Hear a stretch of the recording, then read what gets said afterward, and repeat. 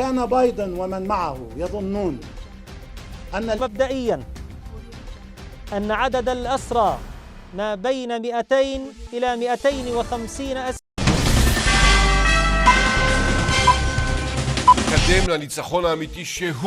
Suffering a deadly attack over the weekend, 8 soldiers were killed in rockets.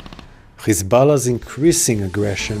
humna qilleensa ittisa Israa'eloota cabsuun filmi Taayitaanikoota kan waggaa 30 addunyaa Muusaan irratti Hizbollaan raawwatame dugdi Neetaanahu bakka lamatti birkiin dhoohee dubbiin muramte jirti jechisifte. Kabajamtoota hordoftoota keenya maaltu Hizbollaan ta'e akkasumas haleellaan qaqqabee addunyaa maal jechisiisaa jira kan jedhuu fi Ameerikaa irraa oduun gaddaa Israa'el dhageette maali kanas yayyaba balballoomii keessatti argattu.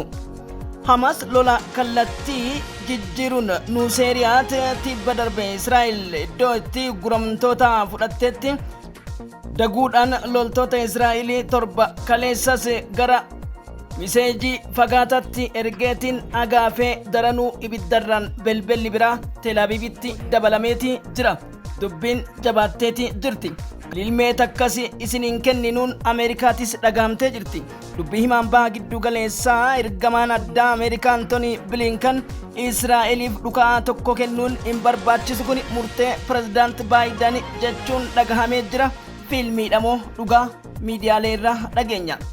Dooniiwwan kaleessa galgala hawutiin haleellaadhaan dhidhimse kan Ameerikaa ta'uu wal qabsiise bobaa guddaa baachuuf qabeenyaan dhidhimte. Ameerikaa fi UK haleellaa iddoowwan 3 kutaawwan Yemen seenuudhaan raawwachuu isaanii taas miidiyaa akkasumas wihoo fi First Post irraa waan qindeeffanne qabna. Biyyi dubrina irratti rakishte na dhaqqaba jette dargaggeessi Afrikaa gurraacha imbaasiin Jaappaan bakka dhaabatu wal dhoowwe Tookiyoon guutummaa biyyattii keessatti dhibeen weerara spark baakteeriyaa jedhamu sa'aatii 48 keessatti foon namaa nyaatee fixee ajjeesu dhagayamnaan namni tokko waan hafaa jiruun fakkaatu kan maan silaa fuudhe jedhameeyyuu xiyyaafuu fuudhame Jaappaanii dheessaa jira addunyaan na dhaqqaban ta Jaappaaniiti. BBC Al Jazeera Euro News irraa waan qindeeffanne qabna. Hanga aktaroota Ameerikaa hirriba dhoowwan Puutii fi Kim Jong-utti gabaasa bal'aa dhageettu. Hedduun keessan afaan Oromootiin oolmaa idilaa addunyaa nurraa qoddachuudhaaf like akkasumas comment gochuu fi kanneen YouTube keenyaaf haarawaa taatan ammoo nuu xiqqeeffattanii guddaa Oromoorra xiqqaa fi guddisuun aadaa nuuf haa ta'u jechuudhaan CTN subscribe warri gootan hedduu galatoomaa isiniin jenna. Balballoomii Wiyoo Hindustan Global News CBN Al Jazeera Sana TV The Guardian First Post The Wall Journal Straight Al Arabiya Reuters kuno sursugan qabannet yaanneti jirra.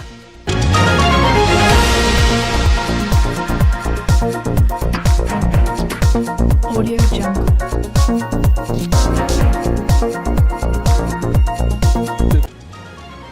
And Hamas could have answered with a single word: yes.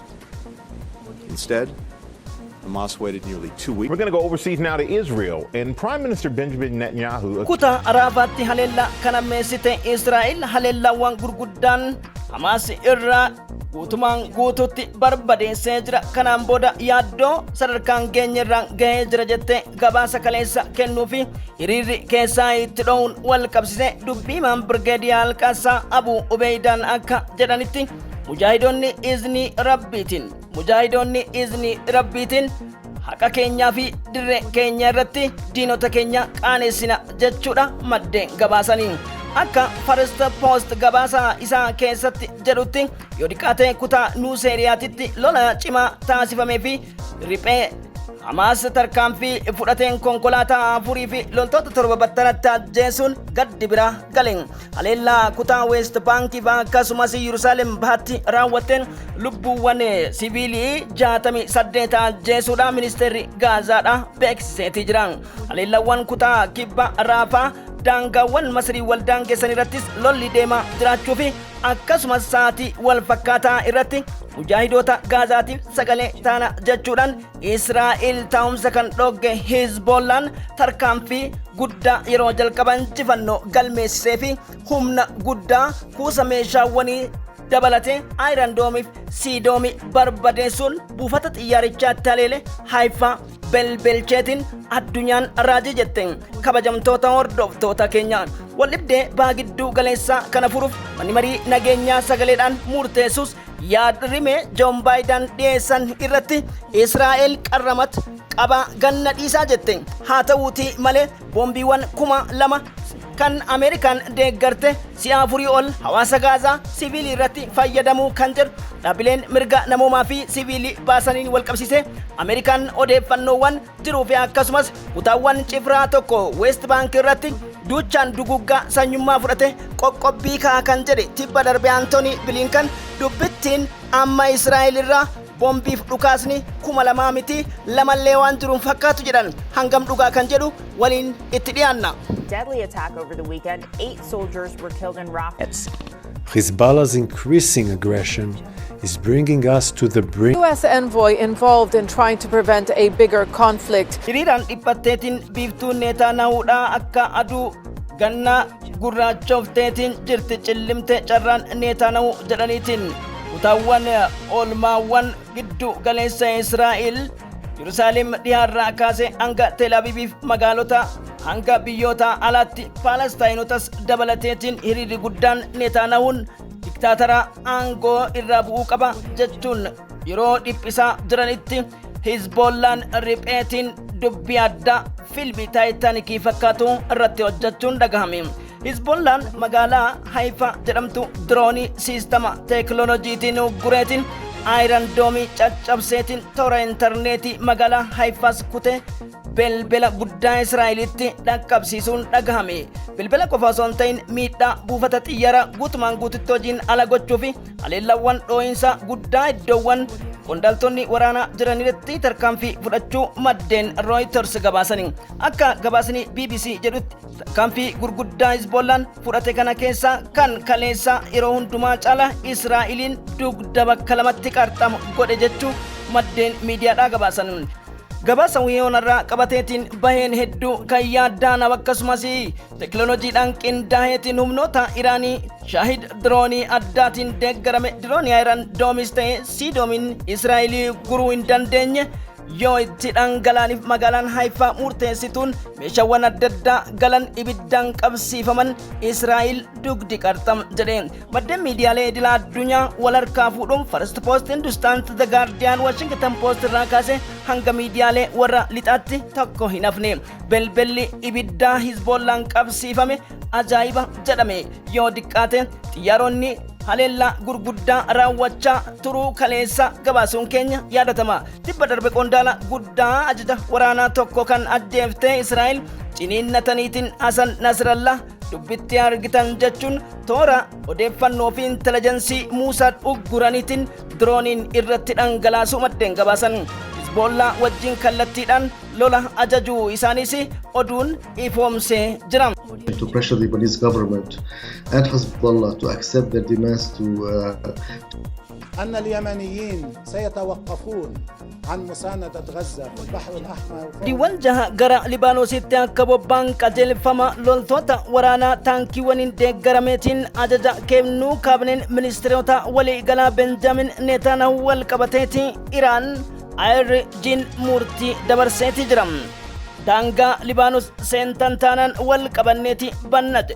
Hezbollah adamsuuf osoo hin ta'in weerara daangaati waan taateef weerara daangaa naannichaa irratti fudhatamu nagaa naannichaatiif jecha Iraan harka dachaan isinii deebisti jechuun Israa'el akeekkachiisanii jiranii. Kunis kan ta'ee fi intelligensii Muusaa cabsuudhaan humna diroonota makanaayizdi fa'aa akkasumas intelligensii walii galaa odeeffannoo butaniiti booda ta'uun beekame. Sararoota intelligensii kana butuudhaan Hezbollaan shoora addaa taphachuu yoo himamu Israa'el garuu humnoota Iraaniitu saayibariin na rukute jetti.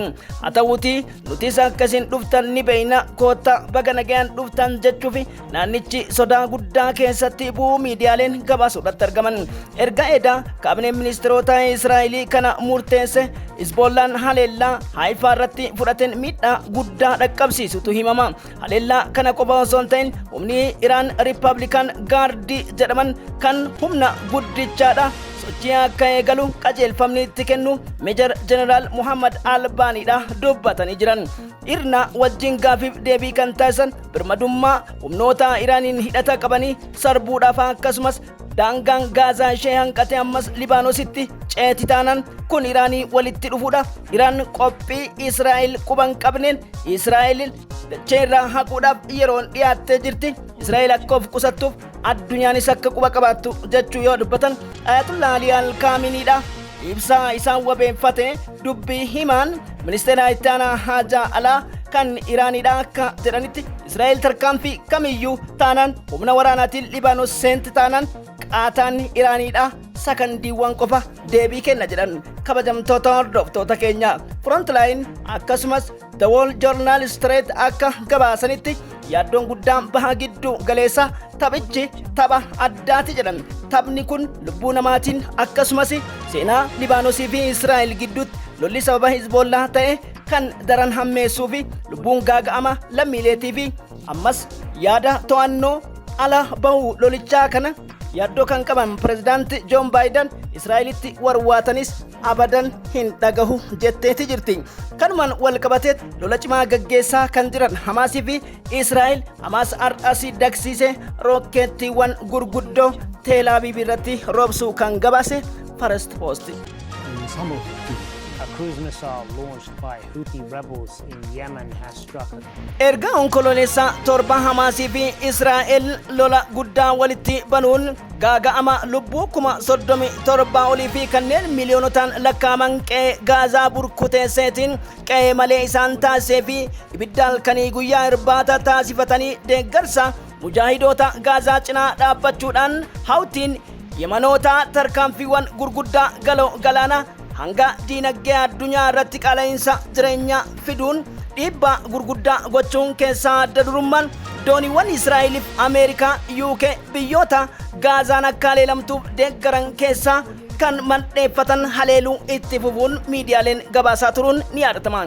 Houtiin doonii 60ffaaf 61ffaa kaleessaa keessaa wanti adda isa taasisu yoo jiraate doonii boba'aa feetee deemtu kan Ameerikaa abbummaan qabeenyaasaa kan Israa'elii ta'e barbadeesseetiin yeroo dhidhimu akkuma viidiyoo iskiriina gubbaatti agartan kana tarkaanfiin keenya hanga mujaahidoonni keenya walaba bahanitti itti fufan jechuudhaan addunyaa ajaa'ibsiise. Dubbii himaan Houtii Yahyaa Saareniyaa akka jedhanitti hammamillee humna qabnaa fi warraaqxan yeroon itti qaanoftan dhiyoodha izni rabbiitiin jedhan. Lammiilee Palestaayinii qulqulluu osoo ilmaan qabdan akka sanyii ilmaan hin qabnetti yeroo dugugdanii fi harka tokkoon jaarsummaa harka kaaniin ammoo boombii qooddan kana caala wanni nama yaaddessu hin jiru jedhani. Akka maddeen sanaa TV gabaasanitti haleellaan kun kaleessa galgala raawwachuun wal qabsiise dhooyinsi adda addaa kutaawwan baadiyaa qubsuma gaarreenii iddoo Houtiin qubate jetteetiin shakkitu xiyyaaronni Ameerikaa deddeebi'aniitiin kan rukutan ta'uu maddeen yoo gabaasan haleellaa kanaan wanti jedhame hin jiru. We have seen a surge in the number of Indians visiting the country, 41 this year. This is what Bloomberg clearly states. The data was attributed to the National Institute of Infectious Diseases. Iyyi dubrina irratti rakishte na dhaqqaba jette dargaggeessi Afrikaa gurraacha imbaasiin Jaappaan bakka dhaabatu wal dhoowwe Tookiyoon guutummaa biyyattii keessatti dhibeen weerara Spark baakteeriyaa jedhamu sa'aatii 48 keessatti foon namaa nyaatee fixee ajjeesu dhaga'amnaan namni tokko waan hafaa jiruun fakkaatu kan maansila fuudhe jedhameyyuu xiyyaafuu fuudhame Jaappaanii dheessaa jira addunyaan na dhaqqaban ta Jaappaaniiti BBC Al Jazeera Euronews irra waan qindeeffanne qabna. Ever since Japan started issuing, we have seen a surge in the number of Indians visiting the country, and if you happen to be one of them, this demands your that number of 941 this year. This is yeroo hundayyuu nufaana bu'aa nageenya biyya keenyaaf addunyaa keenyaaf biyya keenya biyya guddinaa biyya jaalalaaf tokkummaa ce'umsaa nu haa taasisu addunyaa gubbattis biyya mul'ata waa hundaan ceetu nu haa taasisu jechuu barbaanna. Addunyaan keenya boqonnaa haaraa ce'umsa globalizationii akka ceetus CTN ni hawwa. Horaa bula.